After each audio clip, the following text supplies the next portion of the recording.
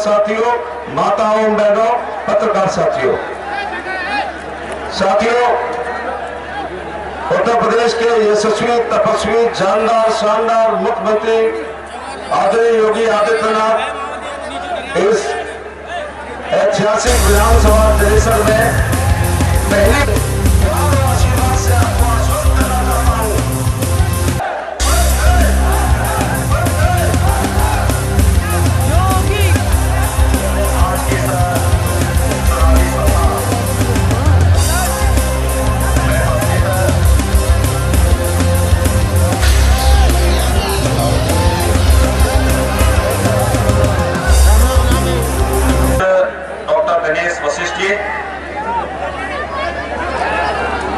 उत्तर प्रदेश सरकार में मेरे मंत्रिमंडल के सहयोगी और इस आगरा लोकसभा सीट से प्रत्याशी प्रोफेसर एसपी सिंह बघेल जी, प्रभारी लोकसभा CSK शर्मा जी, सह संयोजक लोकसभा श्री मनोज राघव जी, विधायक जनेश्वर श्री संजीव दिवाकर जी, पूर्व MLC श्री बतेंद्र पाल सिंह जी, पूर्व विधायक श्री कुबेर सिंह अगरिया जी, पूर्व विधायक श्रीमती मिथिलेश अगरिया जी, आपका जो उत्साह है, इस उत्साह के लिए मैं आप सबका हृदय से अभिनंदन करता हूं। आप सबके प्रति वासंतिक नवरात्रि की अपनी मंगल में शुभकामनाएं ही देता हूं। भाइयों बहनों, लोकसभा का चुनाव चल रहा है। पूरे देश के अंदर उत्तर हो, दक्षिण हो, पूर्व हो, पश्चिम हो, महिला, पुरुष, जवान, बुजुर्ग, हर एक व्यक्ति के मन में एक ही बात है और वह है कि प्रधानमंत्री मोदी जी फिर से प्रधानमंत्री कैसे बन सके, इसके लिए वह क्या कर सकता है। इस योजना में वह व्यक्ति पूरी तन्मयता के साथ लगा है। लेकिन लोकतंत्र की चाबी आपके हाथ में है। अगर सबके मन में एक बात है तो भाइयों बहनों, कमल चुनाव चिन्ह पर पड़ने वाला एक एक वोट मोदी जी को ही पड़ने वाला वोट है और इसलिए मोदी जी को वोट देना है। प्रधानमंत्री के रूप में आप देखना चाहते हैं तो कमल चुनाव चिन्ह पर वोट दे दीजिए। भारतीय जनता पार्टी के विजयी प्रत्याशी मोदी जी को फिर से प्रधानमंत्री बना देंगे, इसमें कोई संदेह नहीं है। भाइयों बहनों, प्रातः काल से ही पहले बरेली के आंवला में, फिर बदायूं में, फिर फतेहपुर सीकरी में और अब जलेसर में भारतीय जनता पार्टी के प्रत्याशियों के लिए सभा करते हुए मैं यहां आया हूं।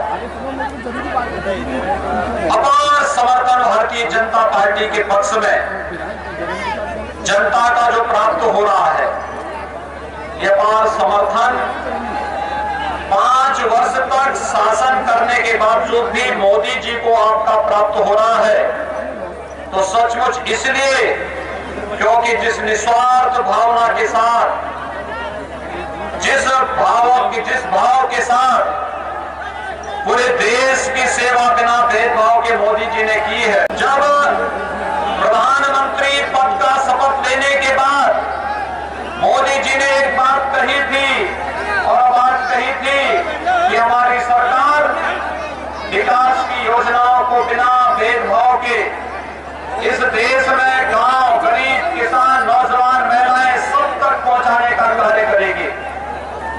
हमने विकास की योजनाओं को व्यक्ति, जाति, मत और मजहब में बांट करके नहीं देखा।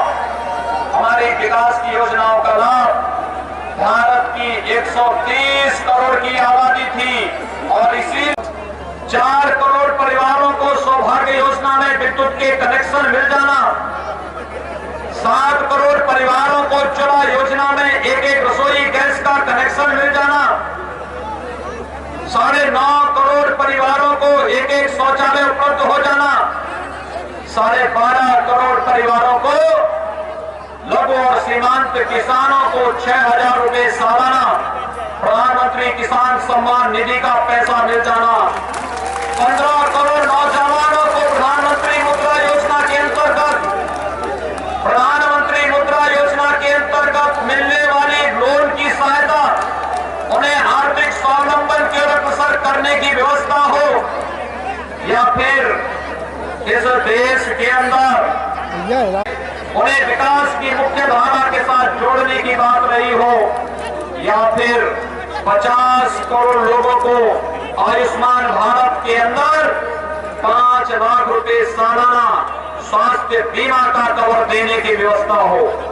प्रधानमंत्री मोदी जी ने ईमानदारी के साथ विकास की योजनाओं को आप तक पहुंचाने का कार्य किया, और आज उसका परिणाम है कि जहां लोक कल्याणकारी योजनाएं आपके तक पहुंची, देश के अंदर इंफ्रास्ट्रक्चर डेवलपमेंट में एक नई दिशा ली, कई रेलवे लाइन बिछाई जा रही है। अकेले 5 वर्ष में मोदी जी ने पूरे देश के अंदर करके दिखाया गया, और यही परिणाम है कि विकास के प्रति आस्थावान लोगों ने मोदी जी को अपना समर्थन दिया।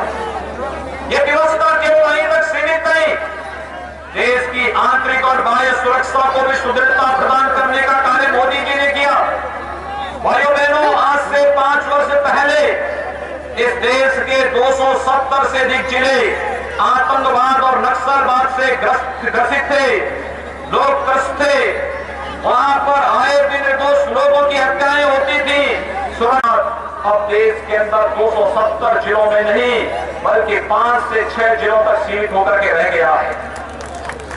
बाह्य सुरक्षा के मोर्चे पर जो जोरदार कार्य हुआ, आपने देखा होगा, कभी चीन 5 वर्ष पहले तक भारत की सीमाओं में घुसकर जो उपद्रव करता था, पाकिस्तान हमारे सैनिकों के सिर काट करके लेके चला जाता था, पूरा देश शर्मिंदगी महसूस करता था। लेकिन भारत के तत्कालीन कांग्रेस नेतृत्व की यूपीए सरकार के कानों में जू नहीं रेंगता था। आपने देखा होगा, डोकलाम में चीन ने घुसपैठ करने का प्रयास किया। डोकलाम भूटान का क्षेत्र है।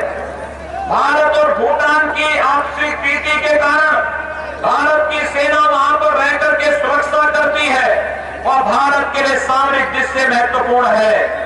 लेकिन जब चीन ने घुसपैठ करने का प्रयास किया, भारत की सेना ने उसको रोका। 2 महीनों तक तनातनी चलती रही, दुनिया देखती रही कि अब क्या होगा। लेकिन अंततः भारत की दृढ़ इच्छा शक्ति नेतृत्व के सामने चीन को झुकना पड़ा और चीन की सेना को पीछे हटने के लिए मजबूर होना पड़ा। आपने देखा होगा, आतंकवाद की कमर तोड़ने के लिए सर्जिकल स्ट्राइक हो या फिर पाक अधिकृत कश्मीर में बालाकोट में एयर स्ट्राइक के माध्यम से आतंकवादियों के कैंपों को ध्वस्त करके भारत के सैनिकों के सारे और पराक्रम का लोहा दुनिया को मनाने का कार्य हो, यह कार्य मोदी जी के नेतृत्व में भारतीय जनता पार्टी की सरकार ने दुनिया के अंदर करके दिखाया।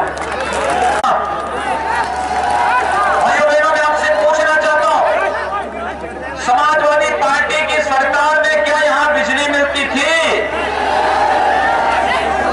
आज तो बिजली मिल रही होगी। समाजवादी पार्टी और बहुजन समाजवादी पार्टी बिजली दे भी नहीं सकती, क्योंकि वे अंधेरे में रहने की आती है। डकैत हमेशा अंधेरे में ही डकैती डालते हैं और सपा और बसपा के लोगों से उम्मीद करना कि वो बिजली देंगे, ये उनकी प्रवृत्ति के खिलाफ है। वे कर ही नहीं सकते। यह कार्य भारतीय जनता पार्टी ने करके दिखाया। प्रदेश के सभी 75 जनपदों में विद्युत की समान वितरण की व्यवस्था कराया किसी ने? भारतीय जनता पार्टी की हमारी सरकार ने कराया। समाजवादी पार्टी और बहुजन समाजवादी पार्टी की सरकार के समय लोग असुरक्षित होते थे, वहां बेटियों की सुरक्षा खतरे में थी। जगह जगह वे बूचड़खाने संचालित करके बैलगाड़ी और भैंसा वाहन जो थे उनके भैंस और भैंसा ये भी असुरक्षित हो गए थे। मनुष्य की बात तो दूर, पशु भी हैरान और परेशान थे, दंगे होते थे। हर दूसरे दिन में एक बड़ा दंगा प्रदेश में होता था, लेकिन 2 वर्ष के अंदर कोई दंगा नहीं हुआ। और बेटियों की सुरक्षा के साथ कोई किसी प्रकार का खिलवाड़ नहीं कर सकता है। और यही नहीं, जहां सुरक्षा की पुख्ता व्यवस्था की गई, वहीं आस्था का भी सम्मान किया गया। भगवान श्री कृष्ण की जन्माष्टमी मनाई जाती थी पहले थाना और पुलिस लाइन में। बहुजन समाजवादी पार्टी की सरकार आई, उन्होंने इस व्यवस्था को बंद करवा दिया। समाजवादी पार्टी की सरकार आई, उन्होंने कांवड़ यात्रा बंद करवा दिया। हमारी सरकार आई, हमने जन्माष्टमी के कार्यक्रम को फिर से पूरी भव्यता के साथ थाना और पुलिस लाइन में मनाने की प्रक्रिया को आगे बढ़ाया। और साथ ही साथ कांवड़ यात्रियों को भी सुरक्षा के साथ साथ हर प्रकार की सुविधा मुहैया कराया जाए। उनके डीजे और उनके माइक को न रोका जाए, उनके संग, उनके डमरू, उनके घंटे, उनके घड़ियाल को बजाने से रोका न जाए। ये आस्था का सम्मान करने का कार्य किसी ने किया है? हमारी सरकार ने किया है। यह देश आस्थाओं से चलेगा, आस्था का सम्मान होना चाहिए। भारतीय जनता पार्टी इसकी पक्षधर रही है और भारतीय जनता पार्टी पूरी प्रतिबद्धता के साथ इन्हीं बातों को लेकर के कार्य कर रही है। आज जब 2019 का लोकसभा का चुनाव चल रहा है, भाइयों बहनों, आप सबके सामने सभी दल हैं। एक तरफ भारतीय जनता पार्टी है, अपने मुद्दों के साथ, अपने नेता के साथ, अपनी नीति के साथ, अपनी नियत के साथ। आपने केंद्र और प्रदेश सरकार की, भारतीय जनता पार्टी की 5 वर्ष की सरकार का और प्रदेश में 2 वर्ष के कार्यकाल को देखा है। तो दूसरी ओर कांग्रेस की सरकार, डॉक्टर मनमोहन सिंह जी प्रधानमंत्री थे, कहते थे देश के संसाधनों पर पहला अधिकार मुसलमानों का है। भाइयों बहनों, अगर संसाधनों पर पहला अधिकार मुसलमानों का है, तो इस देश का शेष लोग कहां जाएंगे? कांग्रेस के लोगों से पूछो। प्रधानमंत्री पद पर बैठने वाला कोई व्यक्ति इस प्रकार की बातें करे। आज कांग्रेस अपना घोषणा पत्र जारी करता है और कांग्रेस के घोषणा पत्र में किस प्रकार की बातें कही जा रही है? तो कहते हैं कि देशद्रोह की धारा समाप्त करेंगे। कांग्रेस कहती है कि जम्मू कश्मीर और पूर्वोत्तर के राज्यों में सैनिकों को जो विशेष अधिकार दिए गए इन्हें समाप्त कर देंगे। यानी कांग्रेस का हाथ देशद्रोहियों के साथ। और इसलिए भाइयों बहनों, कांग्रेस एक सिरे से खारिज करने लायक है।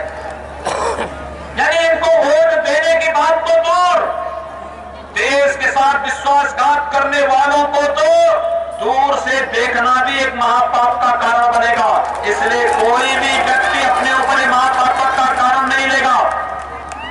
दूसरा, सपा बसपा का गठबंधन आपके सामने होगा। आप सब जानते हैं सपा बसपा का एक गठबंधन भ्रष्टाचार का गठबंधन है, अराजकता का गठबंधन है, गुंडागर्दी का गठबंधन है, प्रदेश की सुरक्षा में सेंध लगाने वाला गठबंधन है। इस गठबंधन की कोई दिशा नहीं। ये गठबंधन केवल स्वार्थों पर आधारित है।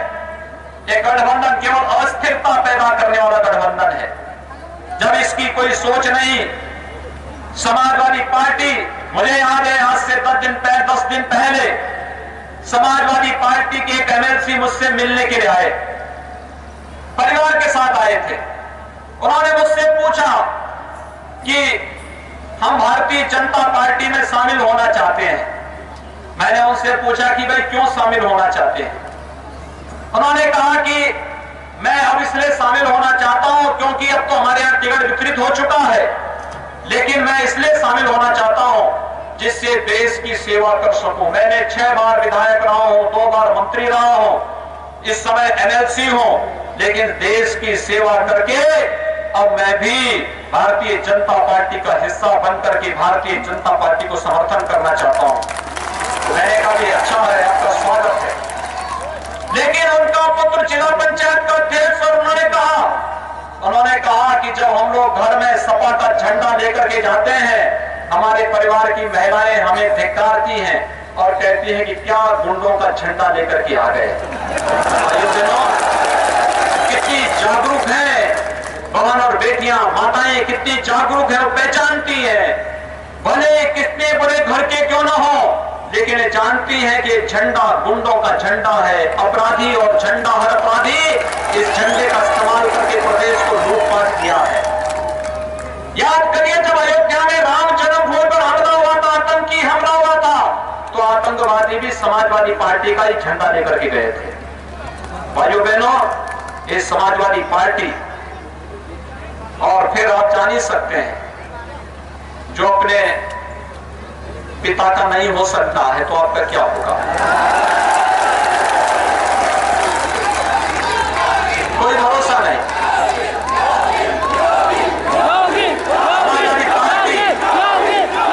किस रूप में आज भाइयों बहनों कहां जा चुकी है, ये जान चुके हैं। इनके लिए प्रदेश की जनता ने अपने रास्ते बंद कर दिए हैं, इनके दरवाजे बंद हो चुके हैं, और इसलिए अब संवैधानिक संस्थाओं पर भी सीधे सीधे हमला करने का कार्य लोग कर रहे हैं। सीधे सीधे अब उन संस्थाओं पर हमला कर रहे हैं।